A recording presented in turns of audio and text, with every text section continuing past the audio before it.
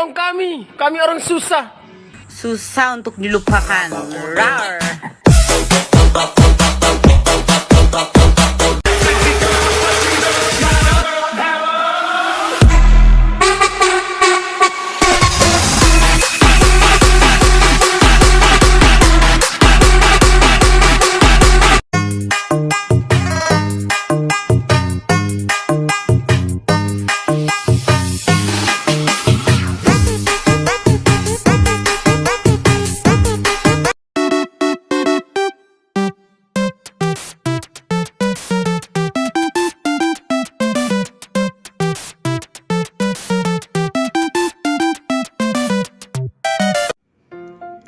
Tujuan pembelajaran.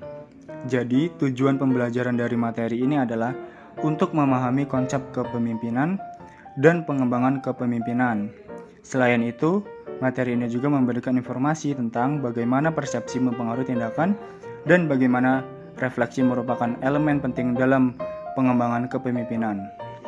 Berikut beberapa tujuan pembelajaran yang dapat diambil dari materi ini adalah: yang pertama, memahami konsep kepemimpinan dan bagaimana kepemimpinan dapat dikembangkan. Kedua, mengetahui metode pengembangan kepemimpinan yang dapat digunakan di luar pembelajaran layanan, seperti umpan balik individual, studi kasus, bermain peran, simulasi, dan permainan. Ketiga, mengetahui program pengembangan kepemimpinan di perguruan tinggi dan dalam pengaturan organisasi. Keempat, memahami bagaimana pembinaan merupakan keterampilan kepemimpinan utama yang dapat membantu para pemimpin meningkatkan kekuatan kelompok. Dan terakhir, kelima, mengetahui bagaimana persepsi dan observasi memainkan peran penting dalam pengalaman kepemimpinan dan bagaimana persepsi mengaruhi observasi, refleksi, dan tindakan.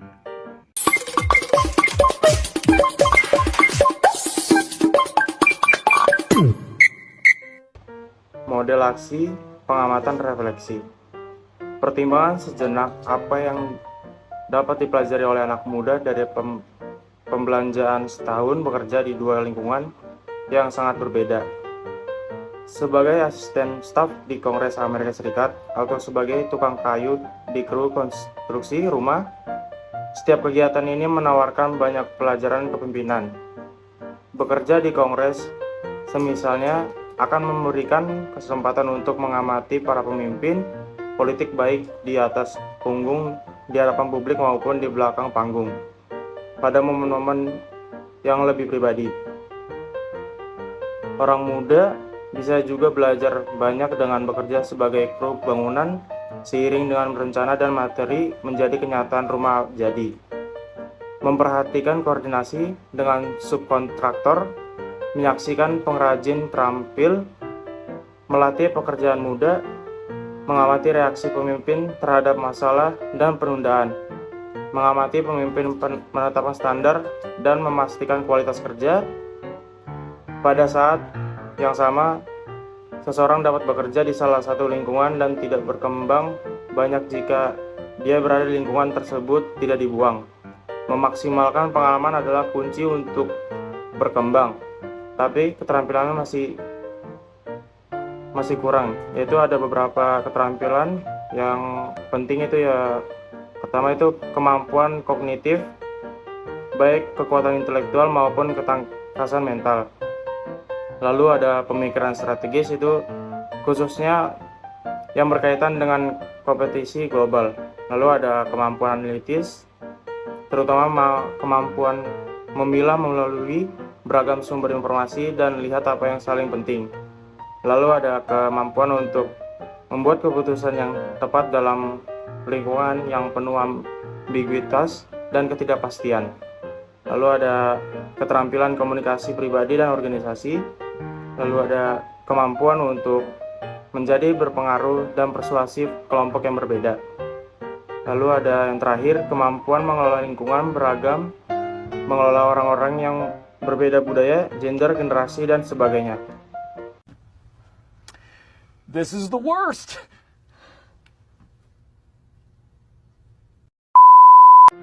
Baik, di sini saya akan membahas tentang peran kunci persepsi dalam spiral pengalaman. Peran kunci persepsi dalam spiral pengalaman.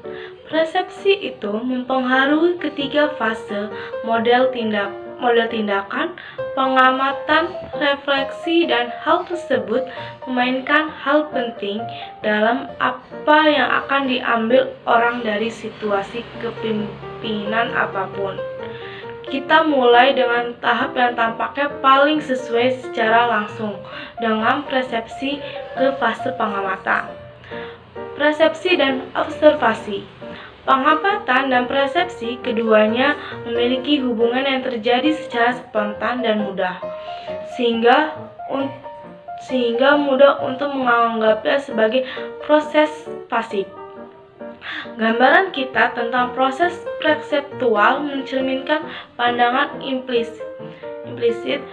Salah satu fenomena yang menunjukkan selektivitas disebut set perseptual. Set perseptual dapat mempengaruhi indera kita dan cenderung untuk melihat satu hal bukan yang lain. Stereotip tentang genre, ras, dan sejenisnya merupakan hambatan kuat untuk belajar karena mereka berfungsi sebagai filter yang mendistorsi pengamatan seseorang.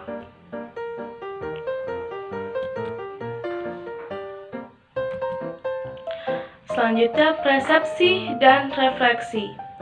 Refleksi adalah bagaimana kita menafsirkan pengamatan kita. Persepsi secara inheren merupakan aktivitas interpretatif atau pembuatan makna. Atribusi adalah penjelasan yang kita kembangkan untuk perilaku atau tindakan yang kita hadiri dan merupakan salah satu aspek penting. Terima kasih.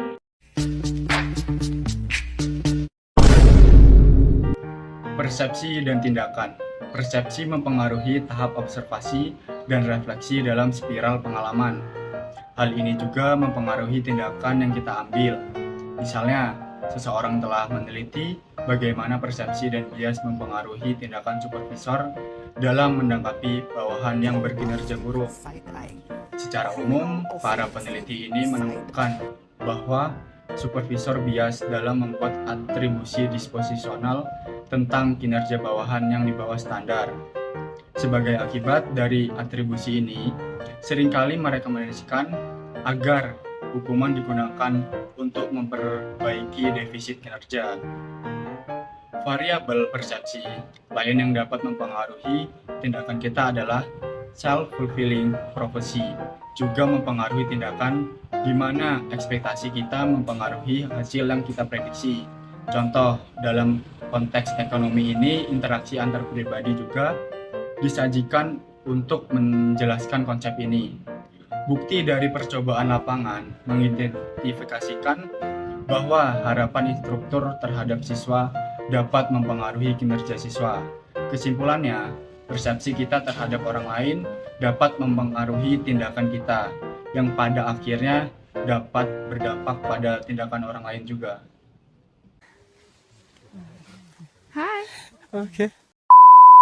Slide selanjutnya, refleksi dan pengembangan kepemimpinan. Refleksi merupakan elemen penting dalam mengembangkan kepemimpinan, memberikan wawasan untuk melihat masalah dari berbagai perspektif, memahami bawahan, dan memajukan pemikiran ilmiah. Namun, seringkali refleksi diabaikan karena tekanan waktu dan kurangnya pemahaman akan nilainya. Pembelajaran tunggal dan ganda merupakan komponen sulit dalam mengubah gaya kepemimpinan tanpa refleksi. Agiris menyoroti pentingnya refleksi dalam mengubah kepemimpinan, mengilustrasikan bagaimana banyak individu berinteraksi berdasarkan sistem kepercayaan yang mengendalikan orang lain dan meminimalkan emosi diri. Sistem ini menciptakan hubungan defensif dan menghambat pengambilan risiko. Agiris mengenali pembelajaran satu putaran di mana individu mencari umpan balik yang mendukung keyakinan mereka tanpa mempertanyakan ide mendasar. Hal ini menyebabkan sistem kepercayaan tertutup dan minim refleksi, seperti termostat, individu hanya belajar di zona nyaman, sistem kepercayaan mereka tanpa menguji validitas, tujuan, atau nilai yang terkandung dalam situasi tersebut. Lanjutan refleksi dan pengembangan kepemimpinan, yaitu memaksimalkan pengalaman kepemimpinan Anda, belajar untuk belajar dari pengalaman. Laki-laki dan perempuan belajar secara berbeda dari pengalaman kerja mereka. Para peneliti telah mempelajari bagaimana eksekutif pria dan wanita menggambarkan pelajaran penting tersebut. Mereka telah belajar dari pengalaman karir mereka, dan ada beberapa perbedaan menarik di antara kedua gender serta tumpang tindih yang signifikan. Pelajaran paling sering untuk pria dan wanita. Yang pertama adalah mengarahkan dan memotivasi karyawan, percaya diri, nilai-nilai dasar manajemen, bagaimana bekerja dengan para eksekutif, memahami perspektif milik orang lain, berurusan dengan orang-orang di atas di mana kamu tidak punya otoritas, menangani situasi politik. Lalu, pembelajaran hanya untuk pria adalah keterampilan teknis atau profesional, semuanya tentang bisnis, mengatasi situasi ambigu, memikul tanggung jawab penuh, lalu bertahan melalui kesulitan. Dan terakhir adalah pelajaran yang hanya untuk wanita adalah batasan pribadi dan titik buta, mengambil alih karir, mengenali dan merebut peluang, mengatasi situasi di luar kendali, mengetahui apa yang membuat Anda bersemangat. Nah, respon khas mereka merupakan kombinasi perasaan positif dan juga negatif. Perasaan negatif tersebut adalah sedih, takut, frustasi, tertekan, cemas, kewalahan, tidak pasti, marah, dan terluka. Sedangkan respon perasaan positif adalah tertantang, berhasil, bangga, mampu, bertumbuh, gembira, berbakat, dan juga banyak akal serta belajar. Pengembangan pemimpin di perguruan tinggi. Metode pengembangan pemimpin yang dapat digunakan di luar pembelajaran layanan antara lain dengan menggunakan umpan balik individual, lalu studi kasus, dan dengan studi kasus itu bisa menggambarkan situasi kepemimpinan dan digunakan sebagai sarana diskusi kepemimpinan. Lalu bisa juga dengan bermain peran, mempraktikkan keterampilan yang relevan sehingga memiliki kemampuan transfer yang lebih baik dan lebih besar ke tempat kerja. Lalu ada simulasi dan permainan, mencerminkan beberapa tantangan atau keputusan yang biasa dihadapi di lingkungan kerja. Kita tahu bahwasannya program studi kepemimpinan di institusi harus bersifat multidisiplin dan disahkan secara akademis, serta memupuk nilai-nilai yang terwakili dalam bidang yang lebih luas. Oleh karena itu, diperlukan beberapa komponen kurikuler utama dari program studi kepemimpinan di perguruan tinggi, seperti harus mencakup kursus yang mengkaji teori dan konsep dasar kepemimpinan, kursus etika, pembelajaran layanan, pengembangan pemahaman tentang dinamika kelompok, dan melibatkan berbagai disiplin ilmu. I'm so motherfucking tired all the time. Pengembangan pemimpin dalam pengaturan organisasi. Program pelatihan pada layanan publik memiliki kesamaan dengan tingkat universitas. Namun, program-program ini cenderung lebih fokus daripada program universitas. Berikut isi program industri bergantung pada tingkat organisasi penerimanya. 1. Program untuk penyelia tingkat pertama fokus pada pengembangan keterampilan pengawasan seperti pelatihan, pemantauan, pemberian umpan kembali, dan melakukan tinjauan kinerja dengan bawahan. Kedua, program manajer tingkat menengah fokus pada peningkatan keterampilan interpersonal, komunikasi lisan, dan komunikasi tertulis, serta memberikan tips tentang manajemen waktu, perencanaan, dan penetapan tujuan. Pembelajaran tindakan. Pembelajaran tindakan adalah penggunaan masalah kerja aktual dan tantangan sebagai kegiatan pembangunan itu sendiri. Filosofi dasar pembelajaran tindakan adalah bahwa bagi orang dewasa khususnya, pembelajaran terbaik adalah belajar sambil melakukan. Pembelajaran tindakan juga melibatkan peluang yang ada untuk memberikan umpan balik dan refleksi bagi para peserta tentang kualitas, analisis, dan rekomendasi mereka serta idealnya tentang aspek kekuatan dan kelemahan masing-masing sebagai pemimpin yang mengerjakan proyek kolaboratif bersama-sama. Perencanaan pembangunan. Para pemimpin perlu mengetahui perilaku yang perlu diubah untuk membangun tim yang efektif atau mencapai hasil yang lebih baik.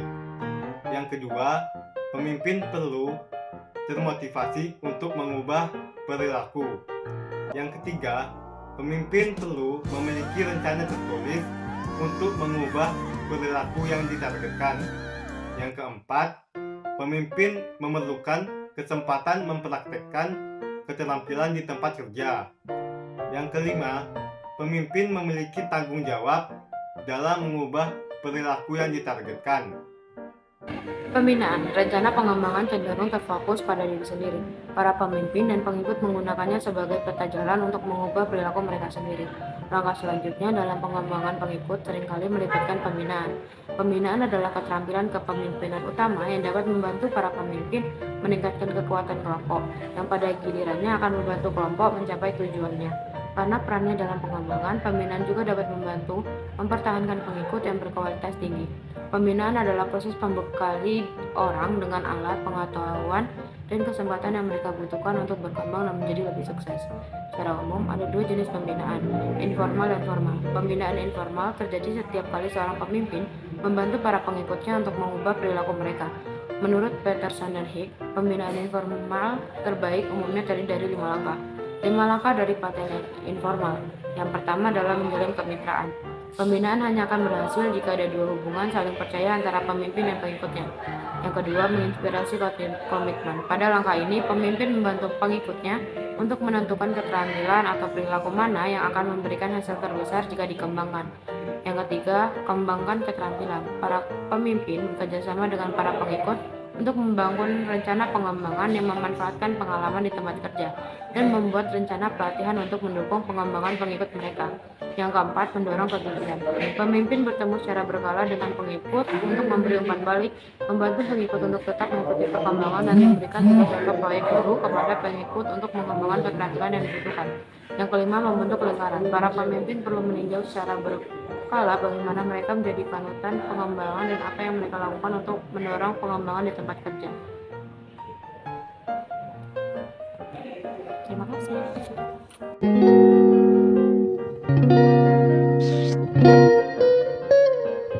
Sebelumnya izin memperkenalkan diri, nama saya Pastorang Tambah dengan ujung NPM 057. Di sini saya akan menjelaskan materi tentang beberapa poin mengenai pembinaan informal. Pertama, proses 5 langkah yang diidentifikasi oleh Peterson dan Hicks dapat digunakan oleh praktisi kepemimpinan untuk mendiagnosis mengapa perubahan perilaku tidak terjadi dan apa yang dapat dilakukan untuk mengatasinya. Misalnya, para pengikut mungkin tidak mengembangkan keterampilan baru karena mereka tidak mempercayai pemimpinnya. Yang kedua, pembinaan informal dapat dan memang terjadi di mana saja dalam organisasi. Eksekutif senior dapat menggunakan model ini untuk mengembangkan sifatnya. Stafnya, rekan kerja dapat menggunakannya untuk saling membantu dan seterusnya. Ketiga, praktisi kepemimpinan mempunyai kecenderungan untuk lupa melatih pengikut mereka yang kuat atau teratas. Namun orang-orang ini seringkali memberikan kontribusi terbesar bagi keberhasilan tim atau organisasi. Jadi, jika para pemimpin mau fokus untuk memindahkan orang-orang yang berkinerja solid ke dalam jajaran dengan kinerja tertinggi dan membuat mereka yang berkinerja terbaik menjadi lebih baik, kemungkinan besar tim mereka akan jauh lebih efektif dibandingkan jika mereka hanya berfokus pada pembinaan orang-orang yang berkinerja paling baik. Lalu selanjutnya ada beberapa pelajaran penting yang dapat dipetik dari pembinaan formal. Yang pertama, orang yang dibina harus mau berubah.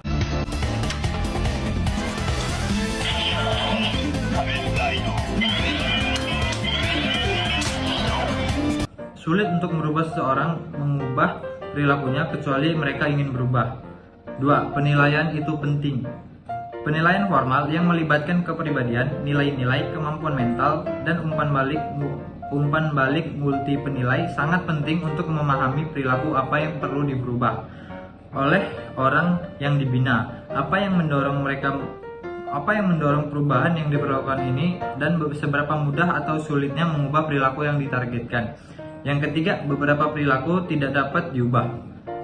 Beberapa di antaranya merupakan perilaku yang sudah mendarah daging atau tidak etis, sehingga pilihan terbaiknya mungkin adalah penghentian. Yang keempat, latihan itu penting. Pelatih yang baik tidak hanya menyerahkan apa yang perlu dirubah, tetapi juga mempraktikkan perilaku yang ditargetkan di latihan awal berlangsung selama sesi pembinaan. Di mana pembina dapat memainkan peran sebagai pihak lain dan memberikan masukan dan saran kepada peserta pembinaan untuk perbaikan. Yang terakhir, tidak ada yang bisa menggantikan akuntabilitas atasan, harus selalu mengetahui kemajuan yang dibina dan harus meminta pertanggungjawaban mereka atas perubahan di tempat kerja. Pendampingan. Dalam sebuah organisasi, Anda juga bisa mendapatkan perspektif dan wawasan berharga melalui hubungan dekat dengan orang berpengalaman yang bersedia membawa Anda di bawah sayapnya. Orang seperti itu sering disebut mentor. Mentor memberikan anak didiknya pengetahuan, nasihat, tantangan, dan sebagainya. Dan dukungan tentang peluang karir, strategi organisasi dan kebijakan, politik kantor, dan sebagainya. Anak didik seringkali menerima pelatihan informal dan atasan mereka, namun mungkin lebih cenderung mencari bimbingan karir dan nasihat pribadi dari mentor mereka. Sekian, terima kasih. Thank you.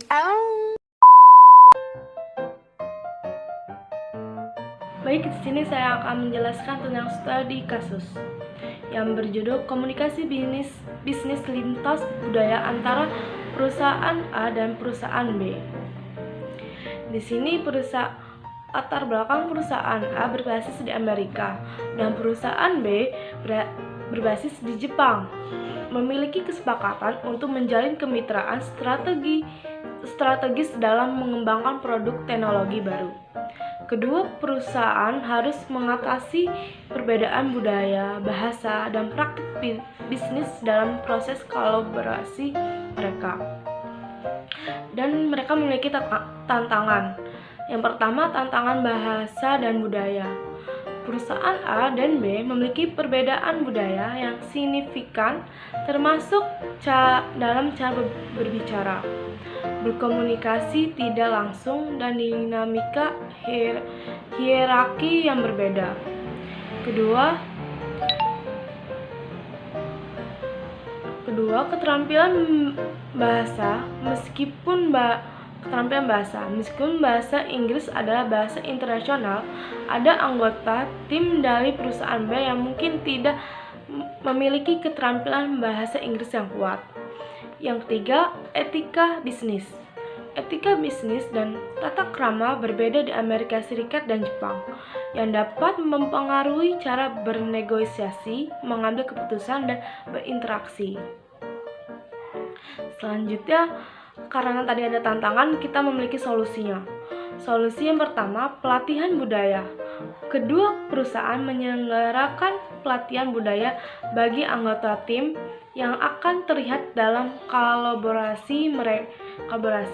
Mereka mempelajari perbedaan dan praktik bisnis masing-masing.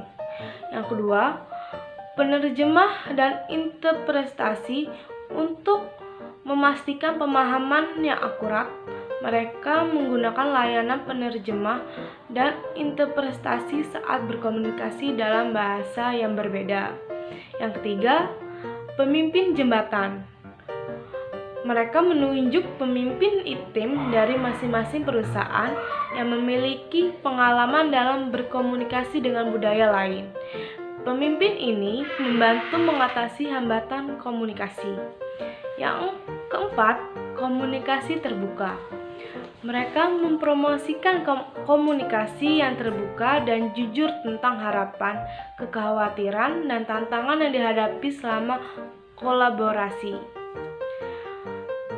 Karena lalu hasil dari itu semua, dengan pendekatan ini perusahaan A dan B berhasil mengatasi hambatan komunikasi dan budaya. Mereka berhasil mengembangkan produk baru sesuai dengan rencana dan mencapai hasil yang diharapkan dari kemitraan strategis mereka. Kesimpulannya, kasus ini menunjukkan bagaimana kesadaran akan perbedaan budaya, penerjemah yang akurat, dan komunikasi terbuka dapat memfasilitasi kolaborasi bisnis lintas budaya yang sukses. Sekian dari kami, saya ucapkan terima kasih. Wassalamualaikum warahmatullahi wabarakatuh. Jadi, dari materi kelompok kami dapat disimpulkan bahwa dalam memaksimalkan pengalaman dan keterampilan kepemimpinan, kita perlu meningkatkan beberapa hal seperti kemampuan kognitif yang baik, ketangkasan mental, pemikiran strategis, kemampuan analisis, kemampuan membuat keputusan, keterampilan komunikasi pribadi dan organisasi, kemampuan menjadi berpengaruh dan persuasif, kemampuan mengelola keberagaman lingkungan, kemampuan mendelegasikan secara efektif, kemampuan mengidentifikasi, menarik, mengembangkan, dan mempertahankan orang-orang berbakat, serta kemampuan belajar dari pengalaman. Selain itu, refleksi itu juga penting karena dapat memberikan pemimpin berbagai wawasan tentang bagaimana membingkai masalah secara berbeda, melihat situasi dari berbagai perspektif, atau lebih memahami bawahan. Beberapa program studi kepemimpinan yaitu nilai tes kepribadian, studi kasus, bermain, ceramah atau diskusi, simulasi, menetapkan peserta di tempat asing, dan memberikan tantangan yang bersifat fisik.